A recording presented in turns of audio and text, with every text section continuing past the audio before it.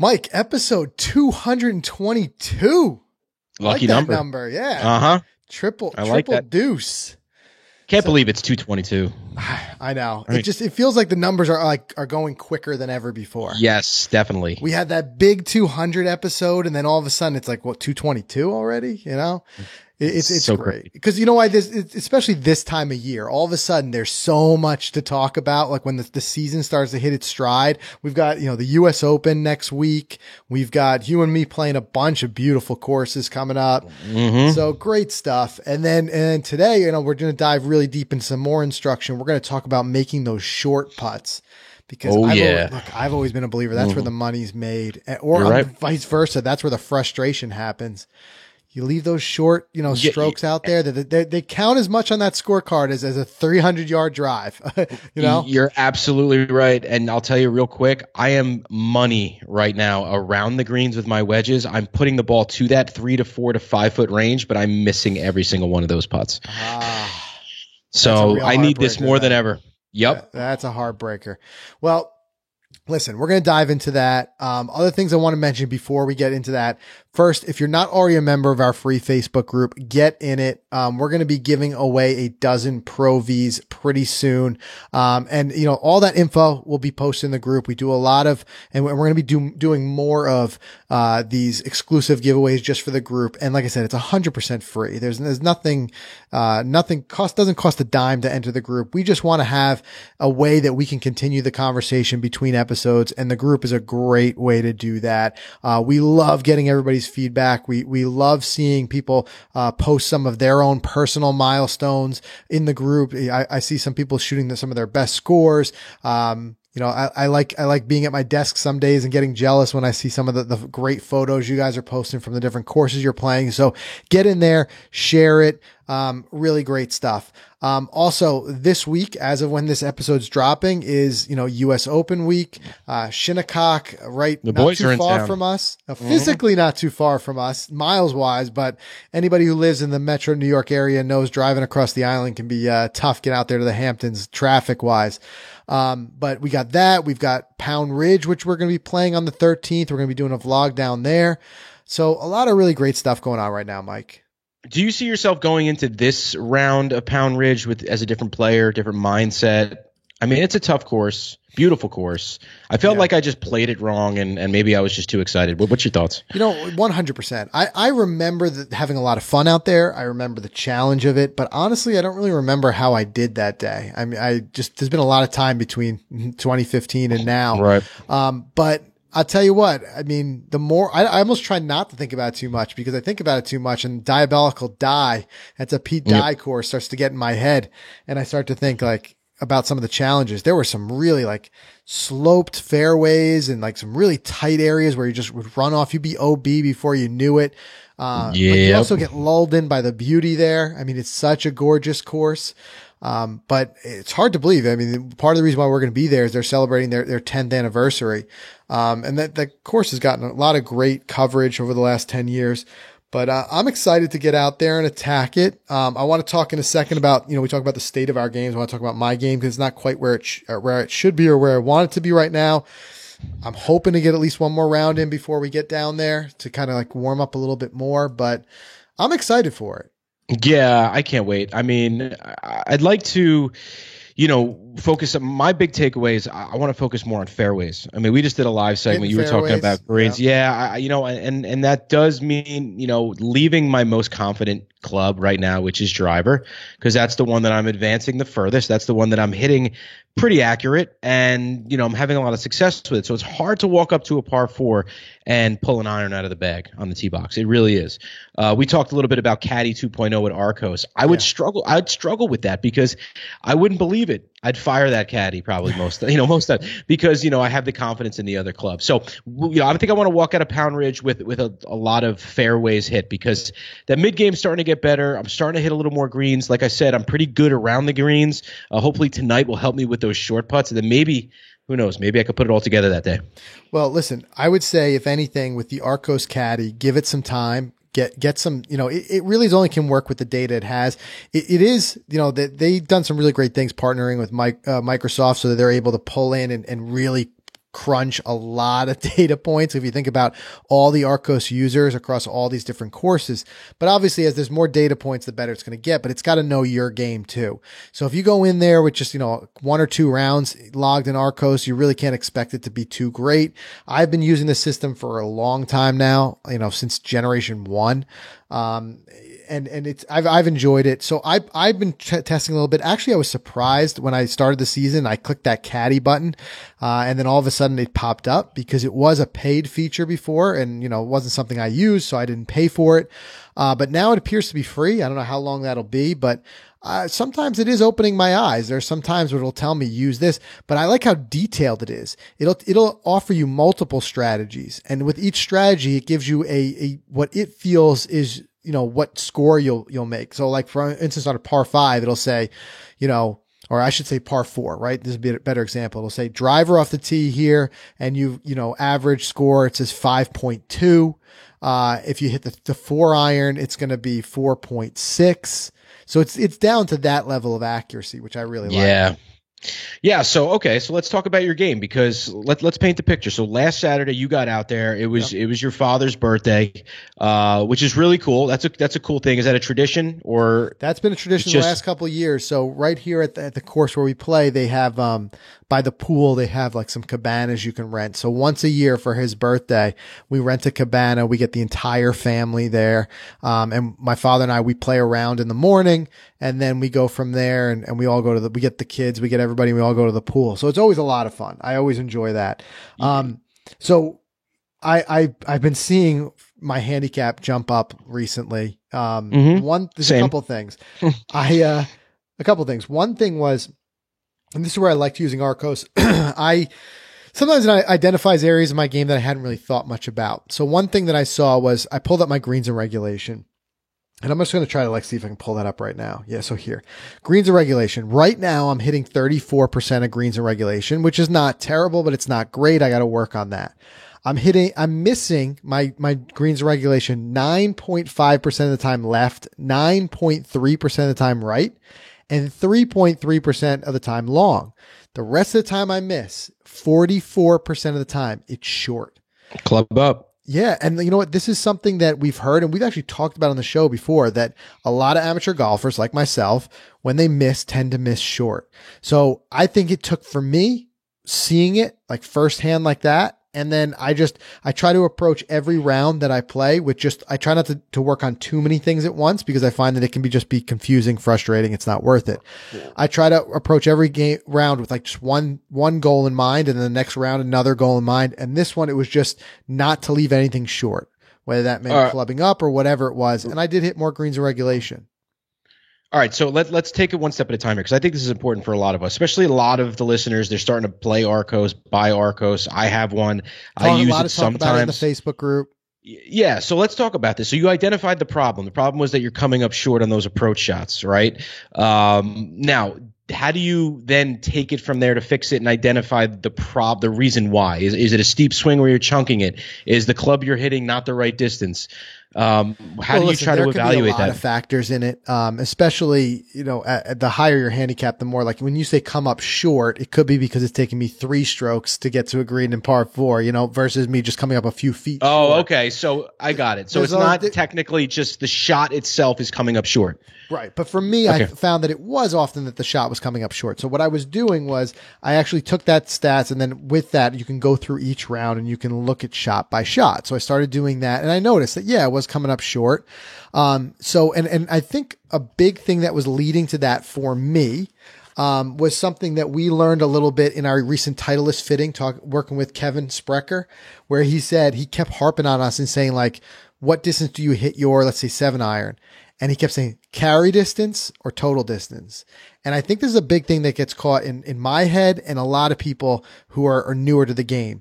We think of a certain club as, this is, let's say, my 7 iron, right? This is my 165 club. And I think of it that way. But then I start to think back and I say, when I say 165, that means my total distance with my 7 iron is usually 165. Right. I'll usually carry it in the air 160 or something like that. And then if you don't separate those things out in your mind, you're going to end up leaving something short, because with something like a green where you're going to usually often fly it there and hopefully stick it there. If you look at the green, say, well, okay, the pin is 165, I'm going to hit my 7-iron or whatever it may be. You're hopefully getting it to the front of green and hoping it rolls out those 5 more yards or something like that. So I've been clubbing up a little bit more with like trying to rework my thinking for carry distance versus total distance. And that's been a big help. But the one frustrating thing, without a doubt, I'm looking at some of my scores. My game right now is approximately 10 shots, off where it should be. I'm about 10 shots north of where I should be. My game, when I'm firing well, I'm usually playing in the mid to low 80s and knocking on that door of breaking 80. That's when my game is usually firing well. I'm usually hitting 85, 86, mixing in 83, 82 there. And once I broke 80 before. Right now I'm looking at my rounds and I'm seeing these 93, 95 pop up, right? And it's annoying, and I'll look back to last year, August, right? That's where I start to see the better scores, 87, 88, some of these better scores. And I don't want to be the guy who's constantly complaining about these long winters, but man, it is tough. It was a layover, yeah. I feel like this is what happens to me every time. I feel like I'm constantly, no matter what I try to do in the off season, I'm trying to do some of the tips we talk about here and trying to get in the simulator when I can. But I find that I'm just constantly playing catch up. So what'll happen, the usual rust will set in over the winter. I'll start playing in, most years you're starting to play in March, April. This year it was more April, May because we had the long winter. And I'm seeing that it's like, okay, April, May, just starting to creep into June. And I'm shooting like this, about 10 strokes better, higher than where I should be because I'm working on different areas and I'm working on getting that feel back. Then I hit my groove, the main part of the chunk of the season, the July, the August, even September, I'm starting to feel good. I'm working back to where I was, those mid 80s. And then boom, yep. It's Halloween. It's whatever. It's Thanksgiving and it's getting cold and, it's getting dark and you put the clubs away. So I feel like I can't build on that momentum. I feel like I spend 2 months catching back up, 2 months playing my best. And then where I can start to play, those next month or two where I can start to make those improvements, it's like, whatever. So that's going to be something I'm going to brainstorm this season. I'm going to try to figure out ways that I can work on that. There's no way around the layover, the winter layover. I think what we should do is you tell your wife, I'll tell my wife, we'll go somewhere warm for like 4 months and we'll vlog the whole thing like Rocky 4. I'll get you in shape. We'll run up hills. I'll have you running up hills with wood on your back. We'll just play golf all day long in the winter. And this way, when you come back, your lights out up here in the Northeast again, because I don't know which Frank I'm going to get on Wednesday at Pound Ridge, and I'm scared. Good luck. I might bring tell my wife that money. I'm going to be leaving for 4 months. Could you imagine that? Within a 12-month-old or a 1-year-old and a 4-year-old at home. Yeah, she'd love that. Yeah, likewise. Yeah. But hey, listen, I think, I'm excited to get the new clubs in. I think that's going to change things a lot. Mm-hmm. And again, it's going to maybe take us even longer now to kind of figure out our game. So, whatever. Hopefully by September, you and I are firing on all cylinders. That's just it. I hate being the guy who's complaining about it, but it is frustrating when I see that my game is off like that. And I know there's different types of feel things. It's just like to talk about like grooving your swing again, grooving back into it. And I'm really working on it. I feel like I'm knocking on the door. I felt really good during that fitting. I think, like you said, the clubs are going to help. But it's just like, okay, I just know if I get a couple more rounds under my belt, I'll start to be where I want. But with the season being so abbreviated, especially this year, you feel like you don't want to throw any rounds away. And these early rounds where, like I said, it looks like just on average, I'm about 10 strokes worse than where I should be. And those strokes can be made up in a lot of different areas, the feel around the greens, whatever it may be, stupid mental errors. Like we've all make them, these slip up mental mistakes that you make, especially when you're kind of out of practice. Right. One simple one, I'll give you an example. 2 weeks ago, I'm playing my round and I just, about halfway through the round, I had this just spark of inspiration. I can't hit my driver well at all. And I'm like, I thought about the fitting and I thought about the shaft length, right? It was about an inch shorter shaft that we went with that was better fit to me. So I'm like, you know what? I'm just going to choke down a little bit and simulate that shorter shaft with my current driver until the new one comes in. And then all of a sudden, boom, right down the middle. I'm hitting it well, right? So I hit it well. And then again, a week goes by. I don't get to play all week. It's the weekend again. And I fall into the same trap because I'm out of that rhythm. I'm out of that practice of playing. All of a sudden, first couple holes, drivers all over the place again. And then by the sixth hole, I'm like, that's it. I forgot, choked down. So I'm trying to like make these little like notes, so to speak, like on my phone or whatever, stuff to remind myself to check in with before the round, because that's the other thing. You're making these improvements. You're working on things, but sometimes it can be easy to slip away and forget certain things. So it's a little strategy that I'm using. If anybody out there has a similar experience and maybe you can use that tip, but that's something that I've been using, is that little strategy. Is like, I think of something, I'm trying to make a note of it in the moment so I don't have to relearn it on the next round, so to speak. But that little choke down made a huge difference, which is even more reason why I can't wait to get that new driver in my hand. Yeah, that's very interesting. Yeah. So, all right, listen, before we talk about tonight's topic, because I'm really, really excited to get into and talk about these short putts and ways, because like I said, that's really where the money's made, and how we can improve that and lower, talk about 10 strokes. You can shave a couple strokes by just making sure you increase your percentage of those shorter putts. But before we do that, I want to thank this episode's sponsor, Titleist, the #1 ball in golf. Look, after visiting the factory, hope you guys got to see the video because it was so much fun. But I'm a real believer in choosing the right golf ball for your game. And even that being more important than ever. Mike, do you agree? Oh, 100%, man. Yeah. So we're convinced that Titleist is #1 ball in golf. Both the Pro V1 and the Pro V1X give every golfer the best opportunity to go low. The choice simply comes down to flight, spin, and feel. So Mike, can you explain the difference? Because I know there's a lot of people who are still wondering between the V and the X. Yes, I love talking about this difference. All right, so the Pro V1, get this. This is the longest ball in Titleist's lineup. I mean, it has a faster engine, lower long game spin with a great trajectory and a very consistent flight.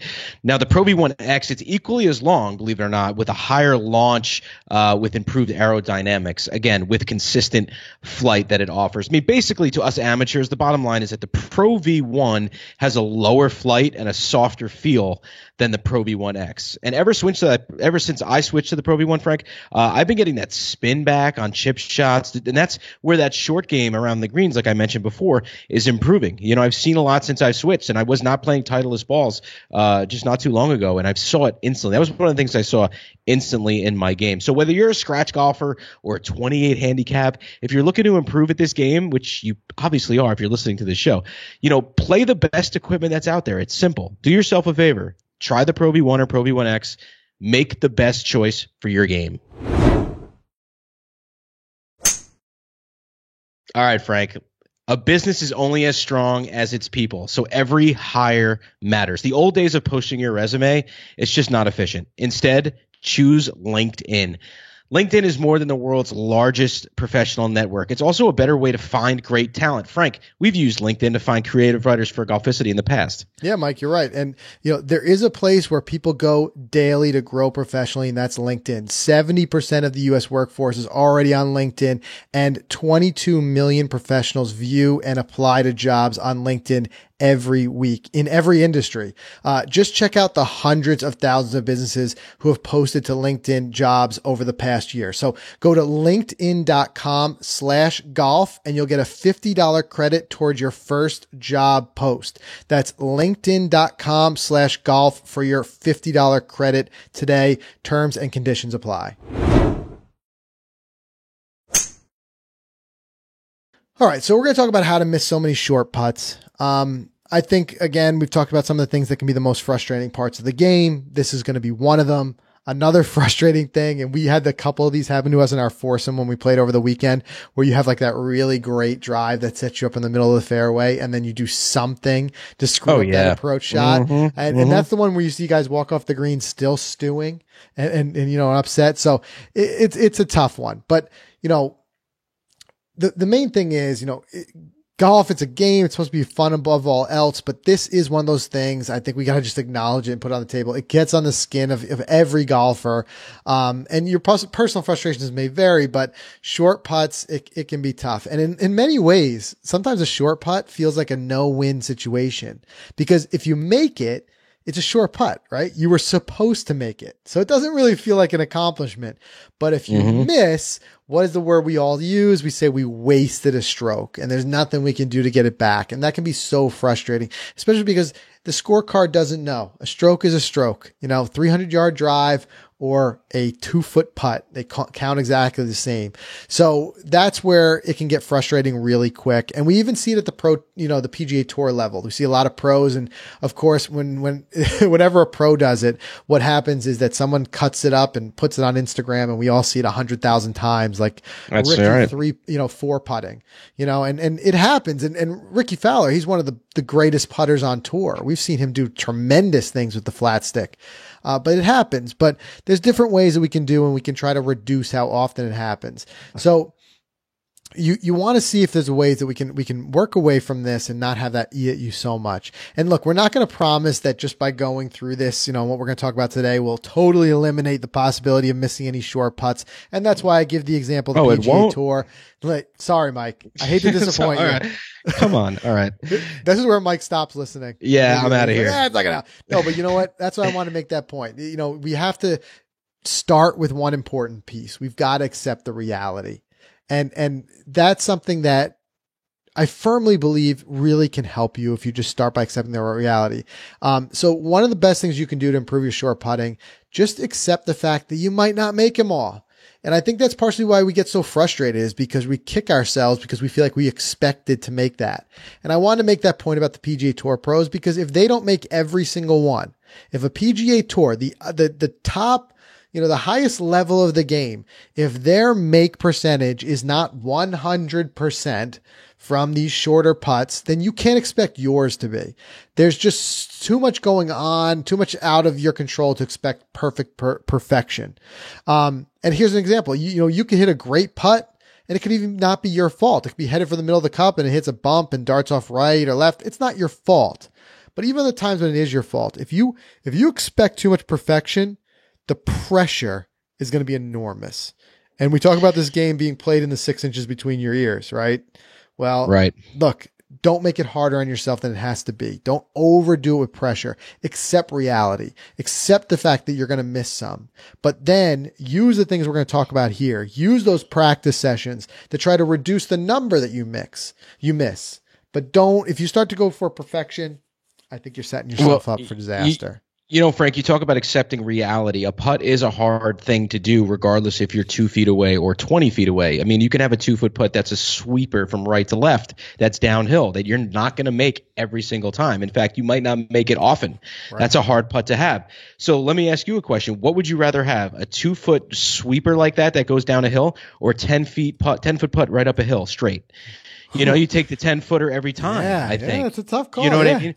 So, face the reality. I love this one. Accept the reality, actually, because, just because it's a short putt, it's still going to be hard. That's why we miss a lot of short putts. Greens have undulations too, Can't knock yourself. You're absolutely right. No, they do.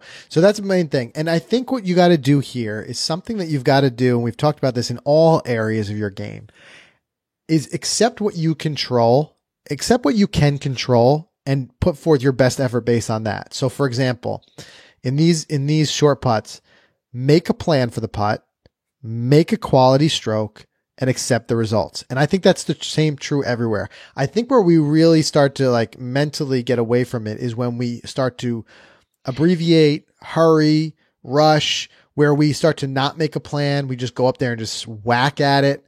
That could be with any stroke. Or we make a plan, but then we kind of check out and then just take a crack at it, and you don't make a quality stroke. And I think those are the things that need to be more avoidable. Well, I like that point. You make a plan and you make a quality stroke. So basically make the plan and execute it. So if you're standing over, let's use that example again. You have the short 2 or 3 footer that does bend fairly drastic right to left in this example. Yeah. Okay. You stand over that ball and you make your plan. Your plan is, I need to go 2 balls outside, let's say, and I need to give it a little bit to get it there. I don't want to lose it on the short side. So then you stand over the putt. You have to go outside, but you may forget about the speed concept because you're so focused on the 2 balls outside. So I see a lot of guys on tour on these short putts, when they miss them on the low side, because I think the speed concept goes out the window. I think you're You're too focused on which way to go. Like you said, I love it. Make the plan and then execute it. Make the quality stroke. Make sure if you're going to go 2 balls outside, know where you want to put that ball. I think that helps big time. Yeah. And those are guys who are trying often the smart play to miss it on the high side, because they know if you miss on the low side, you haven't given yourself a chance at all to make it. But that's just it. Make the plan. And I'm a big advocate of all areas of my life right now where I think, you know what, as long as I feel like I've given it my best effort, then there's nothing to look back and kick myself over, whatever it is.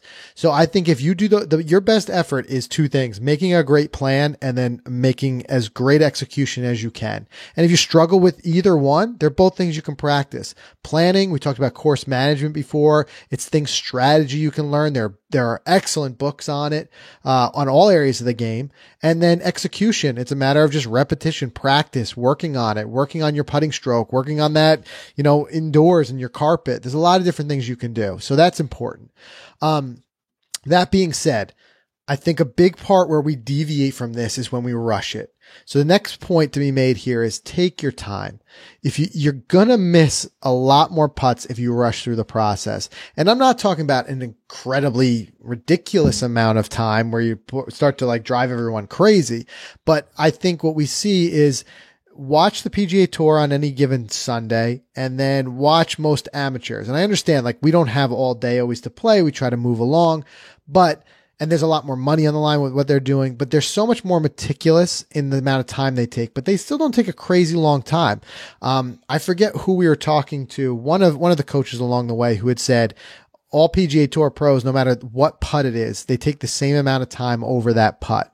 Right. So they want to have that consistency. It's very much like doing a free shot, whatever it is, in basketball, that type of thing where they want to keep that consistency. So if it's a tougher putt, they don't necessarily take longer over the ball. They move into execution mode. But here's the thing. Most of the time, a short putt, it's going to be your second putt, after one is missed. It's not always the case. You could have hit it or chipped it close. But if the short putt is your second putt, I think a good play, a good thing to get, a good habit to get into the habit of doing would be to still mark your ball, clean it, take a deep breath.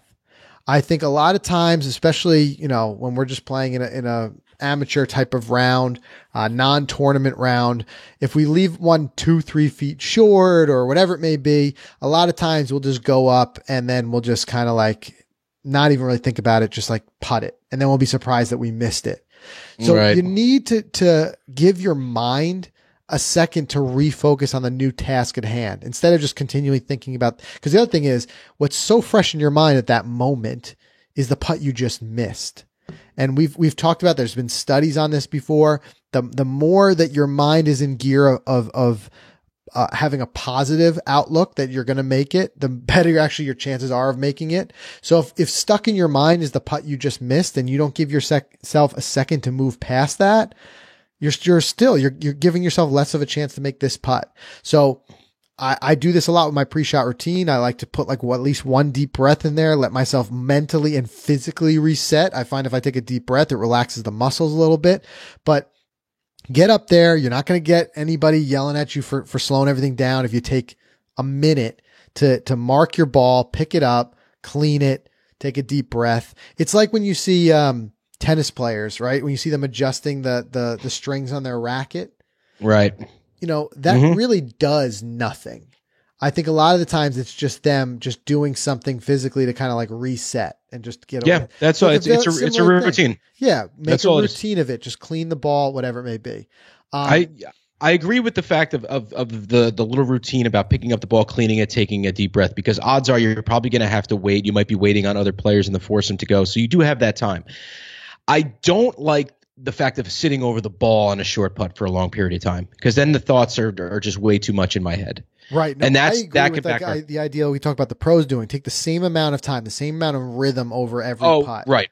Okay. So consistent routine, no matter what. Routine. I think what I'm trying to get away from, instead of saying take more time, because I agree, if you take more time than usual, it's going to get yourself out of your rhythm. You're going to overthink it or whatever. I'm trying to stop people from taking less time.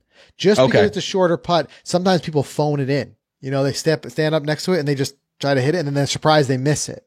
So I'm saying still give it the time and attention it deserves, even though it's a shorter putt, because ultimately, like I said, it counts the same on the scorecard. Right. So got it. Give it that attention that it really deserves. That's an important one. All right. And you're going to be more confident doing that. Another thing is, get out there and when we think about speed, we've talked about before, we've done a lot of episodes on putting, and we talk about how speed is like the key. Getting the speed right is probably more important than anything else when it comes to a read. But with short putts, sometimes we feel like speed control doesn't matter, but it absolutely does. So since you're only thinking about making the putt, when you do get up to it and rush it and just try to knock it in, and sometimes people will be like, you're already frustrated, I just want to get out of here, right? So they just putt it just to get out of there. And what happens when you do that, when you're rushed and you're abbreviating things, there's a high likelihood that you're going to get a little bit too aggressive with your speed because you're trying to just hold the line, knock it in, and hit the back of the cup and drop it in. If that's the read that works, fine. But if you're just doing it just to get out of there, you're gonna end up missing more putts than you should. So I'm not saying that you should be, like you said, Mike, overthinking it, scared, standing over those short putts. But I also don't think people should be out there just trying to jam it into the cup and get out. I think give a good read and still mind your speed control either way. And that's going to be really important. Yeah. How many times do you do that between the legs backwards and it always goes in, right? I know. Like when we don't think about it at all, right? Exactly. I know. But that's the thing. Like sometimes I think that can be a misleading thing, In fact, true as enough. long as you think about it the right way and just try to get yourself out of that habit of rushing it. And a great point, and a lot of people now in the Facebook group, a lot of listeners have read this book. It's a book that's helped me dramatically. The Zen Golf by Dr. Joseph Parent. He talks about in there something called an anyway. And an anyway is when you put a stroke on the ball, hit the ball, even though you're doing something that's out of your routine or wrong. So in other words, you hit it anyway. And I think this is a big part of that. Like we know the right play for a 2-3 foot putt after we just hit like a 10 footer and we leave ourselves a 2-3. We know the right play is to still mark it, pick it up, go through your process of doing a read and then putting a good stroke on the ball. But yet we just go up there and we're like, we're frustrated. We missed the last one. So we go up there and we hit it anyway. And I think that what that leads to is compounding frustration. So it's an important one. Mm-hmm. And the last tip that we have is something you probably expected us to talk about from the start. It's the fact of keeping your eyes steady and stable throughout the stroke. Pick a spot on top of that ball, watch it closely during the stroke, keep your eyes trained in that spot until the ball is rolled away. This is something that when we were down at, Golf and Body not too long ago, we had that brief lesson with the putting coach, and he actually did the same thing for both of us, just kind of holding our head straight. Right. And they said once the ball is gone out of frame, so to speak, then he would turn our head. And I think it's a really great point. By keeping your eyes steady, you're more likely to keep the rest of your body steady. And he taught me something that day that I've been doing from that point on, and I've had a lot of success with it, is he told me like keeping your lower body like it's in concrete and just moving the upper body for my putting stroke. And man, I've worked on that, and my speed control has gotten so much better when I don't get the lower body involved and trying to help the ball along my lower body. So that's really important with the eyes and keeping them on it. It reminds me of one, maybe we'll throw in like a little bit of a bonus tip. Another thing that we learned, and this is when we were down at the clinic, before Bay Hill, before the Arnold Palmer Invitational. And we were working with that golf coach, and he taught us how Jordan Spieth, especially on all of his short putts, all of his practice strokes are actually not looking at the ball. They're looking at the cup. And I've been using this to a lot of great effect recently. And I think of it almost like playing bocce ball, right? Like where I would just, when you play bocce ball, what do? You kind of just like, you see it and you release it. You don't think about things like, how far am I going to take my arm back? How far am I going to like throw my arm through? You just see the line, you see where you want it, and you throw the ball, Right. He said the same thing. I think I told this story on the podcast before. He gave me a golf ball and he's like 10 feet from me. He's like, toss me that ball. And I just threw it to him and it lands right in his hand. And he's like, you didn't think about how far to take it back, so, I've been employing that with these putts too, by looking at it and just like almost visualizing in my mind. If I were to just to take this ball in my hand, like a bowling ball, and just roll it at that hole, how would I roll it? Like not the mechanics, but how would I want the ball to like travel? How fast? What line? And then I'll just try to simulate that with my putter. So yeah, I find it's been helping. So interesting. Do you remember who told you that? The one about with the with keeping my head down, or the one with the golf ball? You're not thinking about throwing the ball. I unfortunately don't recall his name, but it was the putting coach who we were working with when we with Travis and that whole team when we did the okay. But I don't recall his name because we only got to meet with him very briefly. What would happen was Travis was hosting that clinic, and then he had us moving around for each area of the game to a different coach. So we were just kind of meeting them really quickly. And unfortunately, I'll have to ask him, Travis, sometime. Yeah, I was just curious. That would have ate me, all night. I just thinking about who said that, because I do remember that, and it was a great point. That was a great point. So that's it. So those are a couple good tips. If you have any of your own, as always, throw them our way, put them in the Facebook group, let us know. But as you can start to increase that make percentage on those, and a lot of it comes through discipline. Most of what we talked about here is nothing technical. I mean, if anything, maybe keeping your eyes, focused on the ball might be the technical thing, but most of this stuff is conceptual. It's stuff that it requires just some discipline, taking your time, accepting reality, not trying to smash it home and taking it easy. As you employ that discipline, you're going to start to see that make percentage from those like 3 foot or so putts go up. And if you can get that make percentage to like something high, like high 80s, 90s, understanding and accepting reality that's not going to be 100, you're going to start to see your scores drop, because far too many of us leave too many of our strokes there. And when I say right now, my game is about 10 strokes higher than where it should be, I guarantee 2 of those are from those putts. So I try to segment my game out and say, if I can work a little bit better here and there, instead of just saying, I want to, too many people see these huge lofty targets where it's like, I want to drop 10 strokes off my game. Well, I stopped thinking that way. And I'm like, I want to take 2 strokes off my game on my putting game. I'd like to take 2 strokes off of my approach game. And there, it's not like trying to just set these targets that you can't hit. Yeah, for sure. Dude, let's crush those greens at Pound Ridge. What do you say? You know what? I hope they were running as true as they were last time, as challenging as they were. I'll take a challenging green any day as long as it's a true green. Absolutely. I hate when you get surprised with those greens, it's like jumping all over the place or whatever. Yeah, no, they're going to be in good shape. I'll even take an incredibly fast green. What I like though is I like playing a soft green. That club is so well manicured. The greens are gonna be nice and soft. When you have those rock hard greens, it's so frustrating when you start hitting greens and you can't hold them. You can't hold them, right? And then you got to start to readjust your targets where you start like, I'm going to land it 5 yards short of the green and let it roll onto the green because it's so hard to hold them.